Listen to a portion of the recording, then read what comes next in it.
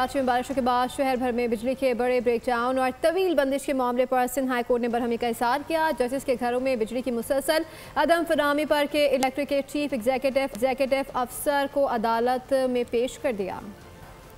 شہر قائد میں بارشوں کے بعد بجلی کا طویل بریک ڈاؤن، ججز کے گھروں میں بھی بجلی کی بندش، سندھ ہائی کورٹ برہم۔ ایڈیشنل رجسٹرار کوارڈینیشن نے 22 اگست کو کے الیکٹرک کے مینیجنگ ڈائریکٹر کو طلبی کا نوٹس جاری کیا تھا۔ نوٹس میں کہا گیا کہ بارش کے دوران بجلی کی طویل بندش سے ججز، سینئر افسران اور اہل خانہ کو شدید مشکلات کا سامنا رہا۔ کئی علاقوں میں بجلی 2 روز تک بحال نہ ہو سکی اور وولٹیج کی کمی کی شکایات بھی سامنے آئیں۔ کے الیکٹرک افسران نے شکایات کے ازالے کے بجائے اپنے نمبرز بند کر دیے۔ نوٹس میں مزید کہا گیا کہ نیپرا قوانین کے تحت کے الیکٹرک صارفین کو بلا تعطل بجلی فراہم کرنے کا پابند ہے اور ہنگامی حالات کے لیے متبادل نظام ہونا چاہیے۔ عدالت نے کے الیکٹرک اور پروٹوکول سیکشن کے درمیان براہ راست رابطے کے لیے چینل بنانے کی ہدایت بھی دی۔ کے الیکٹرک حکام عدالت میں پیش ہوئے اور بجلی کے بریک ڈاؤن پر معذرت کر لی۔ یقین دہانی کرائی کہ آئندہ بڑے بریک ڈاؤن اور فالٹ سے بچنے کے لیے حکمت عملی تیار کر لی گئی ہے۔ علاقوں میں تعینات افسران کے نام اور نمبرز عدالت کو فراہم کر دیے گئے۔ کوتاہی کے مرتکب افسران کے خلاف کارروائی کی یقین دہانی بھی کرائی گئی۔